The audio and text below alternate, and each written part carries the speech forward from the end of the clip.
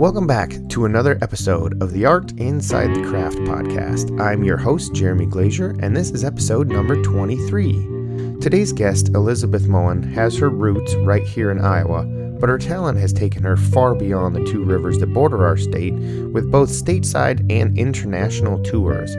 I may be biased, but Elizabeth exemplifies the best of the singer-songwriter moniker by stylistically creating songs that range from R&B, alt country, classic rock, and a bit of punk flair just for good measure. We discussed how she started playing music, her writing process, recording the new album, which is now available, and because I'm a music nerd, way too much conversation about alternate guitar tunings that she uses. Give a listen to the interview now with Elizabeth Moen. Where you grew up and who or kind of what got you interested in actually starting to play or write music? I am from Vinton, Iowa. Also lived in Shellsburg, Iowa for a chunk of my childhood, but Vinton and Shellsburg are pretty intertwined. Yeah. And went to the University of Iowa for French and minored in international in Spanish, and I'm like one class away from having an international business certificate. Wow. Hopefully one day I go back and just get that done just to have it. But Yeah. I really just wanted to graduate so I could start touring. Cause I started playing at, some open mics in college, for fun, and then started songwriting in college. So that kind of realization of wanting to do this as more than a hobby and more than just covering songs happened near the end of college. But I started playing guitar in middle school. My grandpa gifted me a guitar because I've always been very interested in music. As a kid, I really loved just sitting and listening to records. I mean, in a probably annoying way. I know a lot, like, I don't know about your kids, but like they find like an album or a song and then that's all they want to listen to. Oh yeah. And that's what I would do. I would just pick an album and just go nonstop for like a month on it. And my grandpa could sense that I was really fascinated with music, so he gifted me a guitar. And yeah, kind of just taught myself, and I really liked show choir and choir musicals, but I never really did my, like singing folk music, rock music stuff outside of my room really until college. I played there was one time I played with my guitar at a choir concert my senior year, but that was it. I think it was like I covered Crazy by Gnarls Barkley. Oh, nice. Oh my gosh, it feels like forever ago. But yeah, just really inspired by going to local venues in college. I loved the Mill, going to shows at Gabe's, Sure. the Englert. I remember the first time going to the Englert, I saw The Tallest Man on Earth, and I was like, whoa, this place is epic.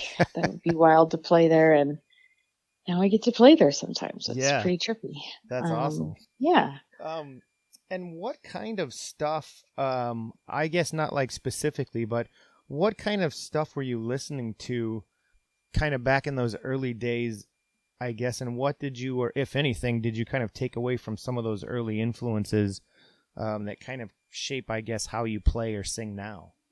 I was really, really into old R&B. I love Sam Cooke, Otis Redding.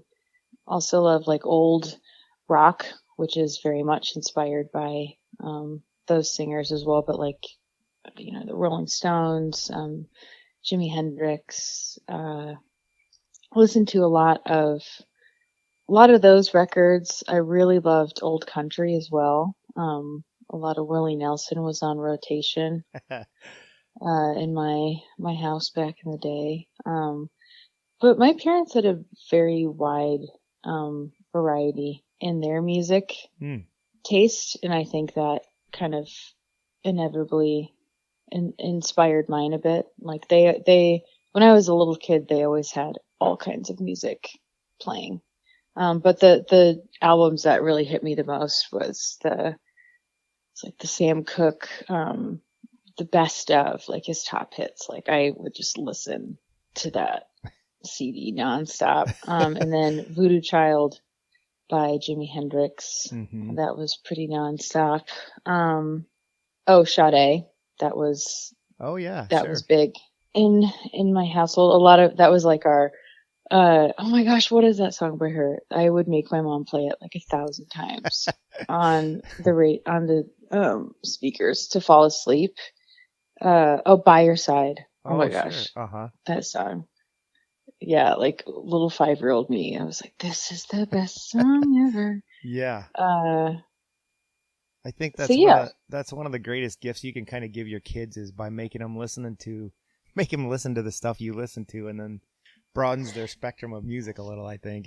Yeah, and then like YouTube back in the day for me, like I would go, I had a lot of my grandparents listened to a lot of old folk music too, which I really enjoyed. Like Joni Mitchell, Leonard Cohen. Oh, I remember very being cool. at their house listening to a lot of that kind of music. And then at my other grandparents' house, listened to a lot of old country. So a lot of like Hank Williams, Patsy Cline, Willie, Johnny Cash. But then in middle school and high school, having access to the internet, I could just go on YouTube and fall down rabbit holes and find new artists like in the present day where I was like, whoa, these bands are really cool. Mm-hmm. And then Apple Music, I would just stay up so late in high school, just like scrolling through Apple Music, like clicking on an artist, listening to like their 30-second, because I couldn't buy the song, so I would just click and listen to the 30 seconds. Yeah. And then be like, oh, this artist, if you like this artist, you might like this artist, and then just a rabbit hole like that. Yeah, I do the exact same thing. Like on YouTube, I'll just listen to one person, they suggest something, and then the next thing you know, like 4 hours has gone by, and Yeah, you've got a list of like 20 people you got to buy albums for. So, and I also kind of wanted to ask you too, being a guitar player and kind of a guitar nerd myself. I've tried to play a few of your songs, and it seems like some of them are in open G tunings. Do you use that a lot? yeah. I would say some of my bigger songs are in open G. Open G. Yeah, like Headgear, X's House Party, Mm-hmm. a couple other ones that will be released one day. But yeah, open tunings are so just therapeutic. Most of my songs start out on the guitar as me just noodling around, figuring out a chord progression. And yeah, open G is such it feels like an open, safe space to just mess around. Because the nice thing about open tunings is if you mess up, it still kind of sounds good. Right. So those songs, particularly Headgear and X's House Party. Oh, and Planetarium and Time is a Shitty Friend. Those 4 songs are all in open G. I think it's because I get out of my head when I'm in an open tuning. I'm not really thinking or worried about the chords I need to play. Right. I can just kind of let go. And I think that really translates to the songs. Just for myself, like I started right around the time I started playing guitar was when the Black Crowes' first album came out, Shake Your Money Maker. That entire album is almost all open G. And so Whoa. as a starting guitar player, being able to basically play a whole album just because that particular tuning was just a huge motivator for me. So I fall back into open G all the time. It's probably my favorite tuning. I know exactly what you mean. Oh, I'm glad you're in the open G Yeah. fan. It's so hard to let go of too. Anytime I try other open tunings, I'm like, this is good, but not as good. Yeah, I found open G through wanting to learn, not Tangerine. It was a Led Zeppelin song. Was it Tangerine? No, it wasn't.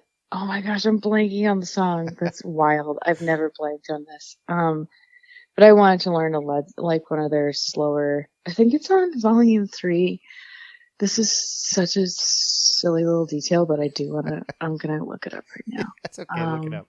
That's the way. Oh, That's the way. I looked up that song and it said it was an open G, and I had actually never played open G before, and I was like, oh no, what is this?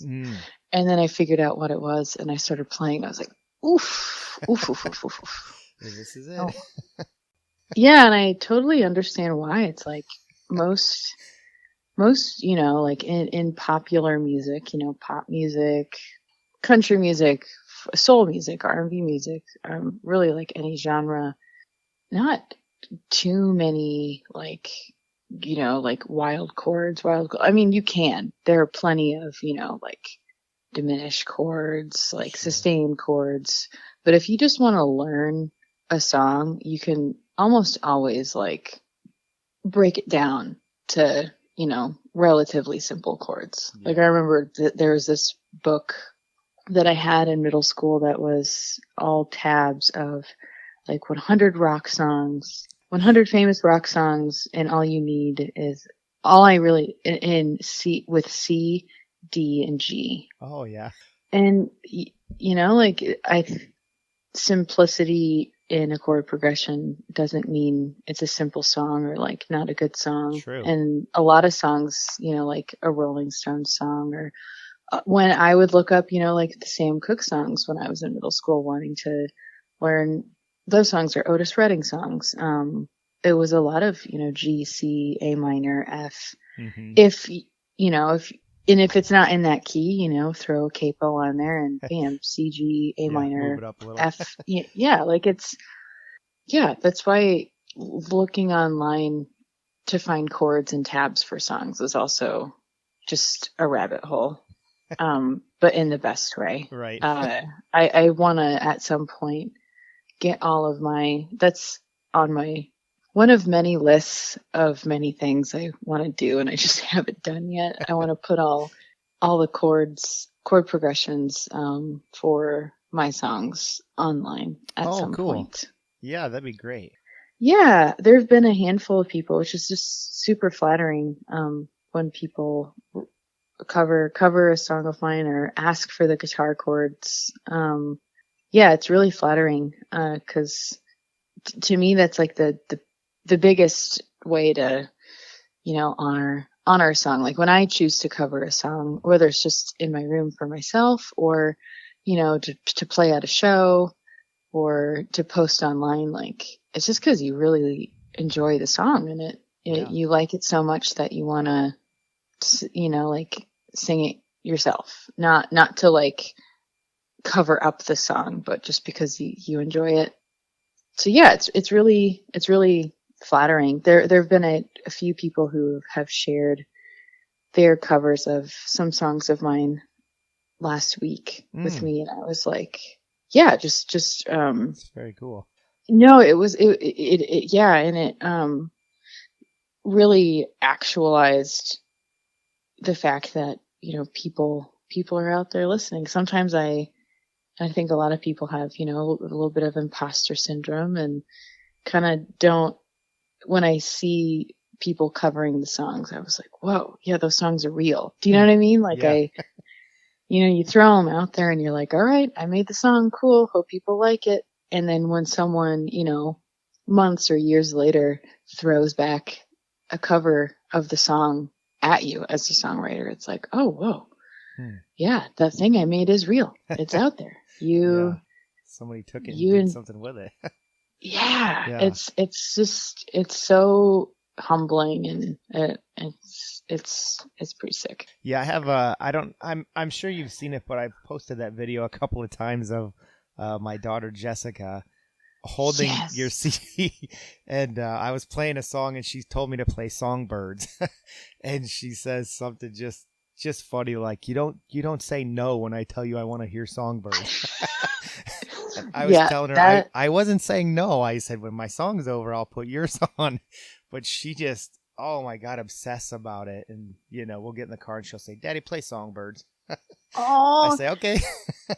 oh, that's so, So yeah, we end that up listening to video. Songbirds about 5 times in a row. And then I can kind of sneak it away from her. But yeah, it's at least 5 times. So That's so, that's amazing. I remember when I first saw that video, I just like couldn't stop smiling.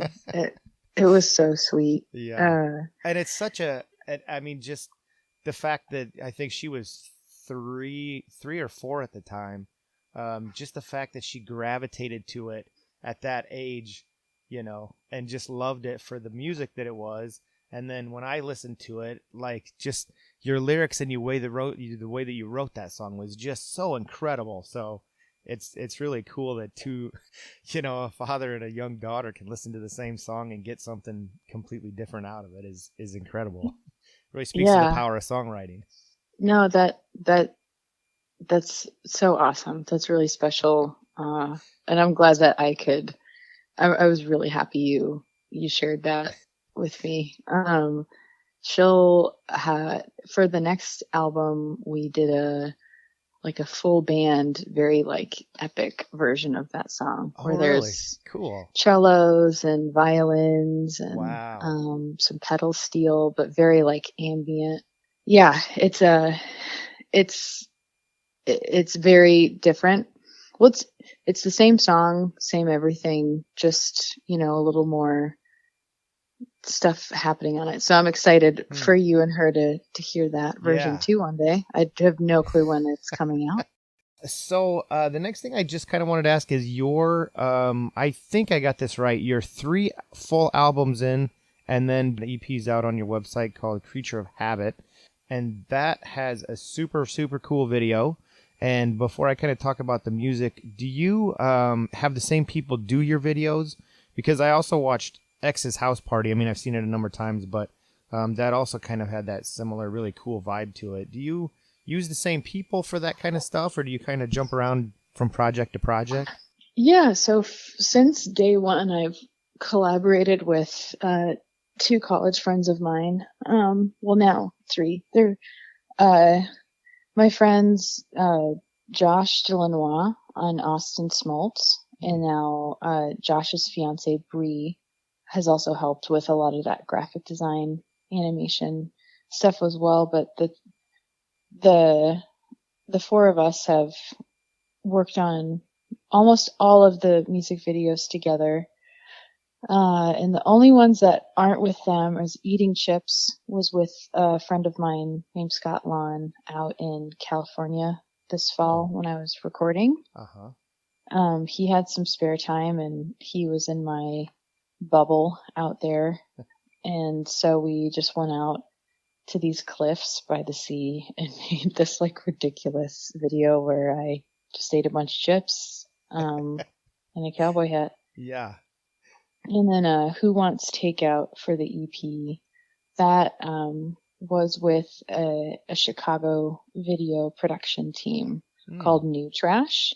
And one of them is actually from Iowa City. Oh, so cool. We were both Iowans trying to make it in the Midwest big city. Yeah. That one was pretty. I feel like for that one, people either loved it or were like kind of freaked out. My parents were a little freaked out. Were They they? were like, yeah, they were like, "This is kind of creepy," and I was like, "Yeah, well, life is kind of creepy right now." So, Right. Yeah, the kind of cool thing that I really like about your music is that so kind of eclectic and all over the place. And I've seen you obviously perform before, but at Hinterland, which I think that was 2018 you were there. It was 20, or was it 2017? I think it was 20. Wait, last year's 2020. It was 2019. 2019. Yeah. I can't even remember.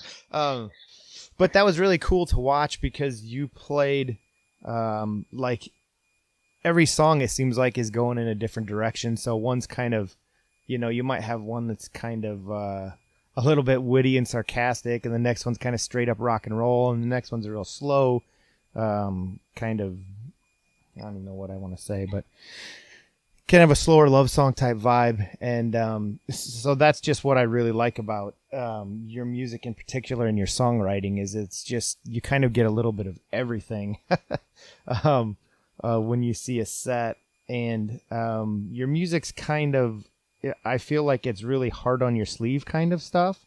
But very relatable to kind of everybody listening. And so, like when you're songwriting, do you kind of have to sit with some of the situations you write about for a little while? Or are you kind of like, this just happened, I'm going to jump in and write something about it right now kind of songwriter? Mixture of both. Sometimes, when, it's an immediate thing to process something. Sometimes it's an after the fact. Sometimes it's a mixture of both. Like I'll write how I'm feeling in the moment and then kind of sit on it for a while and come back to it and edit the song to the point of it kind of just feels like an entirely new song. Yeah, that's how a lot of my songs kind of turn out. I kind of just write whenever whenever the writing bug comes, I just, get it out. And then, sometimes, a lot of songs that I've been writing lately are just combinations of things. So I'll write just a bunch of songs and then I'll go back to them and kind of see what parts of each song, especially lyrically, really stand out. And then if those songs are kind of in a similar vein, I'll kind of piece it together and make it one. So it's almost like I'm plagiarizing myself, but it all works out. Lately, I've been writing a lot of kind of wordier songs about like I'm almost in a little bit of a political direction, especially about Midwest politics. Sure. But then also writing, been playing a lot of kind of like more country stuff. Been teaching myself slide over quarantine. Oh, cool. And that's been inspiring. Yeah.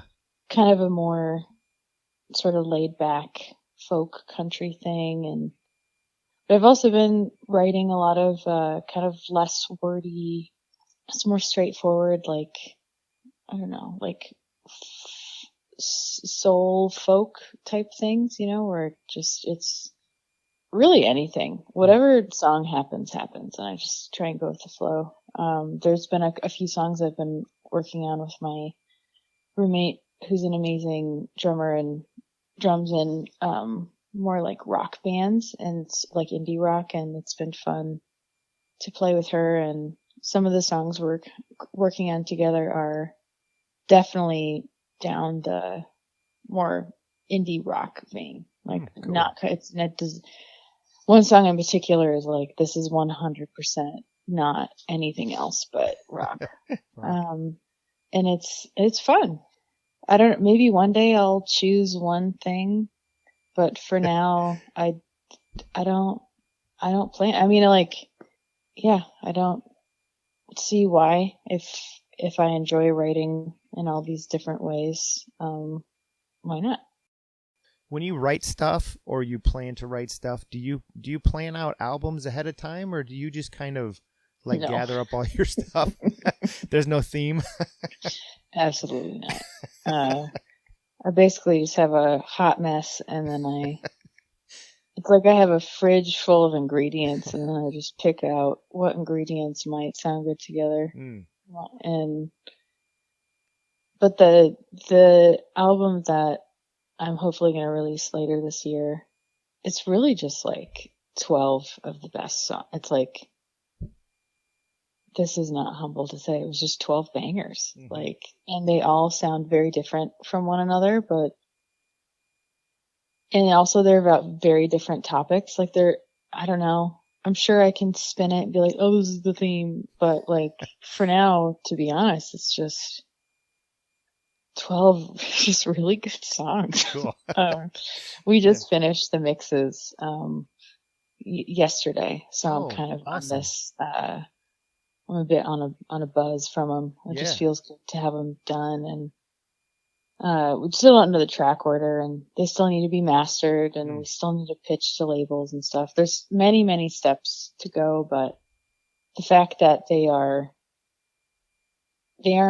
wrapped, but they are in a box, it feels very good. Yeah, that's great. That's good to hear.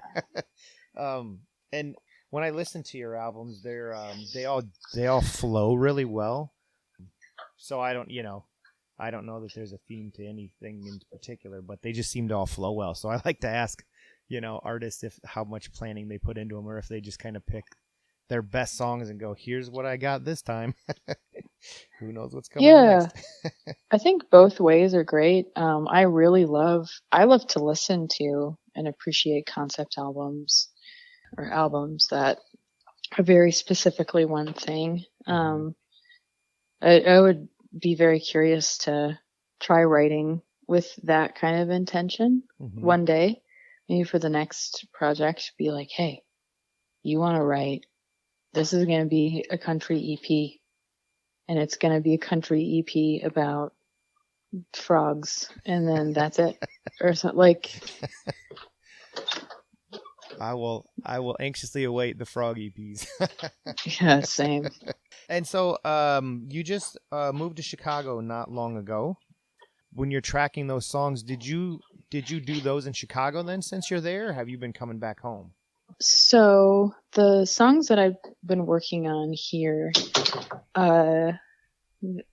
my roommate works at a studio and is a sound engineer, so we've been able to work on those together in town. And then the Creature of Habit EP was all recorded in Iowa before I moved. Oh, okay. It was recorded it was in the summer of 2020. And then the big album stuff, we started recording, actually Headgear was recorded in Ireland almost 3 years ago. Wow, really? And then a couple of the songs were recorded down at Fame Studios when we were on tour down in the South. And then the rest of them were recorded at Hyde Street Studios in San Francisco. Sure. And that was all, the bulk of recording was last January. And then I stayed in San Francisco for a little bit of time to do some mixing and do some layering, like vocal and guitar stuff in February. And then we were supposed to go to South by, and we had a few tours lined up. And then obviously that didn't happen. And the plan was to go back to California in between tours to finish. And then it just got put off. So in September, I finally just flew out there and stayed with my co-producer. And he has a really great home setup. And so we would mix at his place, and then there were a few times where we went into the studio to record more vocals and some violin and saxophone and just a bunch of stuff. And since then, there is this application called Audio Movers. I don't know why I said application instead of app. What the hell? There's this app called Audio Movers, so you can share whatever you're doing on your DAW, like he uses Pro Tools. He can send me a link online and I can listen in real time. Oh, wow. So we can work on mixes via Zoom. So like we'll be on a Zoom call, but I can also listen to the Pro Tools stream and can be like, hey, I'm hearing this thing here. Or what if we do this? So September onward has been all remote. We did a few recording sessions with people via Audio Movers. That's incredible. Where they would go home studio or at a studio like in Nashville or Boston or wherever they were, and just record that way. And then we approve the tracks, like, hey, we like track 3, 5, and 7, and then they send them over and we go, and then we can mix with them. So yeah, apps like that have made recording, being able to collaborate from a distance possible and really effective. I think apps like that will still be used even when COVID and quarantine is past or less intense. I think it's still very useful. A huge thank you to Elizabeth for the interview and sharing about her Iowa beginnings and a glimpse inside how she creates her incredible music. Her newest album, Wherever You Aren't, is available now, and as luck would have it, tonight I will be photographing her album release show at Gabe's in Iowa City. Visit her website, elizabethmoen.com, where you can keep up with her tour dates, see those incredible music videos we discussed, and also pick up her latest album, as well as anything from her past catalog. It's also worth mentioning that alternate version of Songbirds is also available, and my daughter Jessica did love it. Thank you to the continued support of Black Cat Bone Productions, and visit the Black Cat Bone Productions Instagram page to see photos of Elizabeth's album release show in just a few days. Feel free to subscribe to the podcast to stay up to date for more of these incredible interviews. Thank you again for listening, and I'll catch you all down the road.